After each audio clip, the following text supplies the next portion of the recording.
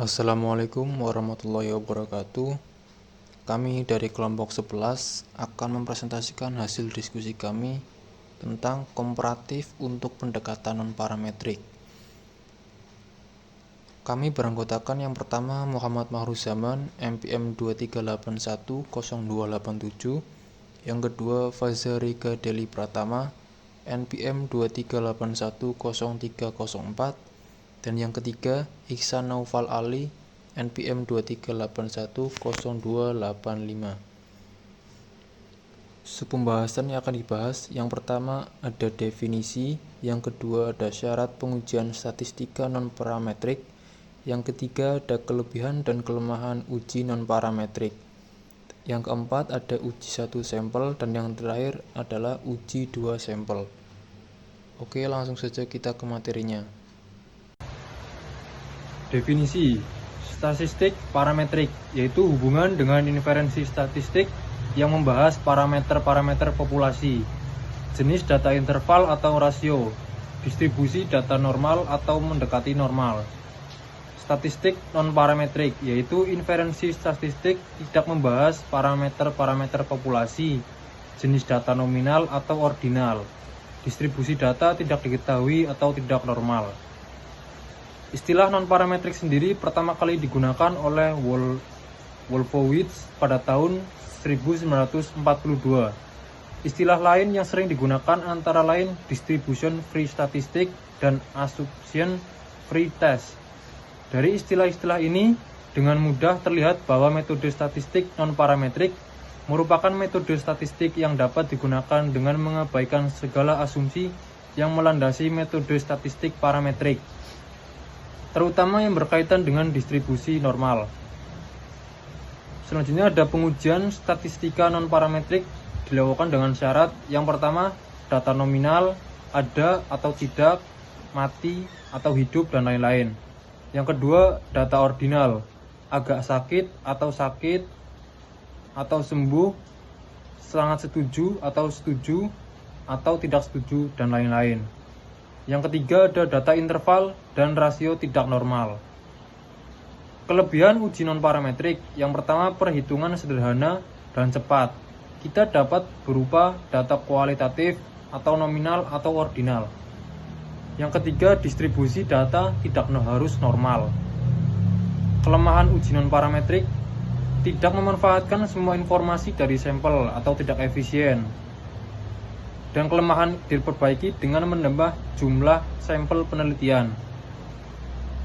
Parametrik yaitu distribusi, normal, data interval, dan rasio. Yang kedua non-parametrik, distribusi bebas, data kontinu. Yang ketiga data nominal, menurut namanya saja, contohnya PAN, PDI, PKS, Golkar. Yang keempat data ordinal, berdasarkan urutan peringkat atau memuaskan, sedang, buruk. Selanjutnya uji 1 sampel. Uji 1 sampel ada uji binomial, yaitu adalah alat untuk menguji data numerik dan variabel dikotomi. Jika tidak dikotomi, sama dengan tentukan cut point. HO, frekuensi observasi kategori 1 sama dengan frekuensi observasi kategori 2. H1, frekuensi observasi kategori 1 tidak sama dengan frekuensi observasi kategori 2. Uji chi-square. Chi-square adalah alat untuk menguji hipotesis proporsi relatif kasus yang dikelompokkan ke dalam beberapa grup yang saling bebas. HO, proporsi seluruh kategori bernilai sama. H1, ada proporsi dari kategori yang dibandingkan bernilai tidak sama. HO, proporsi kategori yang ada sama dengan nilai yang telah ditentukan. H1, proporsi kategori yang ada tidak sama dengan nilai yang telah ditentukan.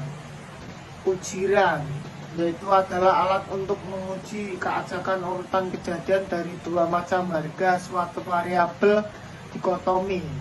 HO, urutan kejadian dalam suatu barisan bersifat random. H1, urutan kejadian dalam suatu barisan bersifat tidak random.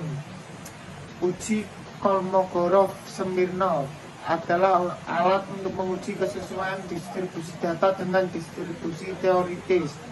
HO, data sesuai dengan salah satu distribusi teoritis.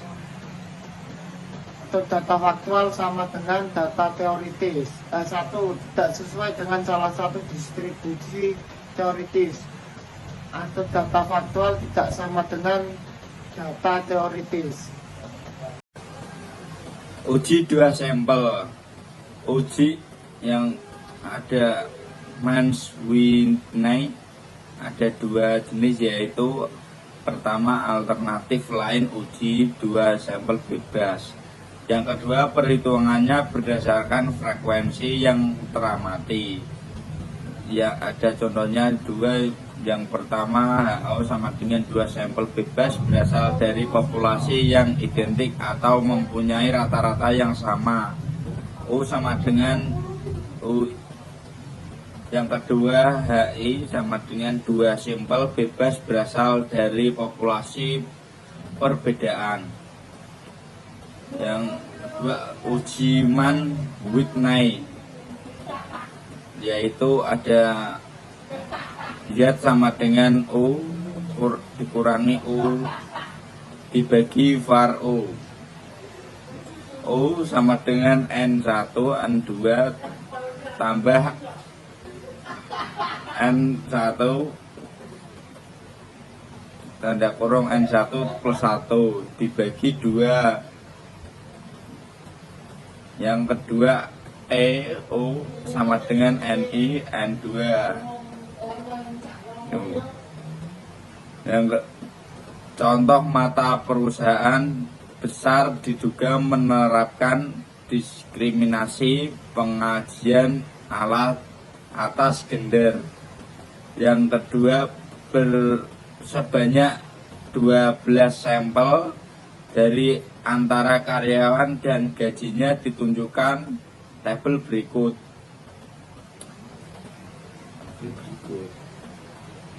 Berdasarkan data di atas, apakah ada alasan untuk percaya pada taraf nyata 0,05 bahwa telah terjadi diskriminasi pengajian berdasarkan gender? Jawab. Yang pertama hipotesis 0 HO sama dengan tidak ada perbedaan antara rata-rata gaji wanita dengan rata-rata gaji pria, atau rata-rata gaji wanita dan pria berasal dari populasi yang berdistribusi sama atau HO sama dengan U2. Yang kedua hipotesis alternatif I sama dengan ada perbedaan antara rata-rata gaji wanita dengan rata-rata gaji pria atau U sama dengan U2.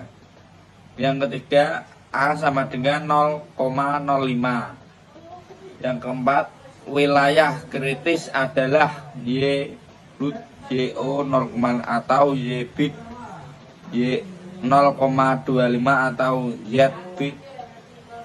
Perhitungan yang pertama, urutkan data, berikan peringkat. Yang kedua, jumlah peringkat salah satu simpel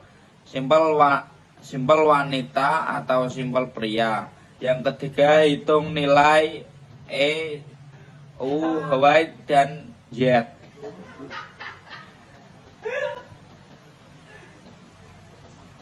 Tabulasi data ada di bawah ini. Total peringkat salah satu simpel yaitu wanita RI sama dengan 1 plus 2 plus 3 plus 5 plus 6 plus 7 plus 10 plus 10 plus 15 plus 16 plus 18 plus 12 sama dengan 117. E atau U sama dengan 12 2 sama dengan 72. Var U sama dengan 12. Var Keputusan statistik karena Z196 dan ZU196 maka terima HO. Kesimpulan statistik uji one-win, tidak ada perbedaan antara rata-rata gaji wanita dengan rata-rata gaji pria. Uji Kolmogorov-Smirnov-Yates. Yang pertama ada alat untuk menguji sensitivitas perbedaan dua populasi. Yang kedua, perhitungannya membandingkan kumulatif kedua populasi. Ada dua contoh. Yang pertama, HO sama dengan 2 sampel bebas berasal dari populasi yang berdistribusi sama. Yang kedua, HI, 2 sampel bebas berasal dari populasi yang distribusikan tidak sama. Uji Wolfowitz ada 4. Yang pertama, minimum untuk skala ordinal. Yang kedua, sensitif terhadap berbagai perbedaan dalam kedua populasi. Yang ketiga, kurang wonderful dibandingkan minority. Yang keempat, hipotesis alternatif lebih luas dibandingkan minority. Wolfowitz yang R sama dengan 2N, N2 dibagi N1 plus N2 plus 1. Var R sama dengan 2N 1N tanda kurung 2N 1 N dibagi N1 plus N2 N1 N1. Y sama dengan R dikurangi E tanda kurung R dibagi var R. R adalah jumlah run atau pergantian antara urutan dalam data. Contoh, lakukanlah pengujian apakah urutan pengambilan sampel pada kasus Whitney di atas acak atau tidak pada staf nyata uji 0,5. Jawab, diketahui F wanita dan M adalah pria. Data NI sama dengan 12 dan N2 sama dengan 12A 0,05. Ditanya uji keacakan data. Jawab, HO sama dengan urutan pengambilan sampel adalah acak. HI urutan pengambilan sampel tidak acak. A sama dengan 0,5. Wilayah krisis hit Z 0, atau hit sama dengan perhitungan, hitunglah jumlah run R. Yang kedua, R sama dengan 11, artinya ada 11 kali penggantian data antara urutan F dan M. E sama dengan 2 tanda kurung 12 kali 12 dibagi 12 plus 12 tambah 1 sama dengan 13.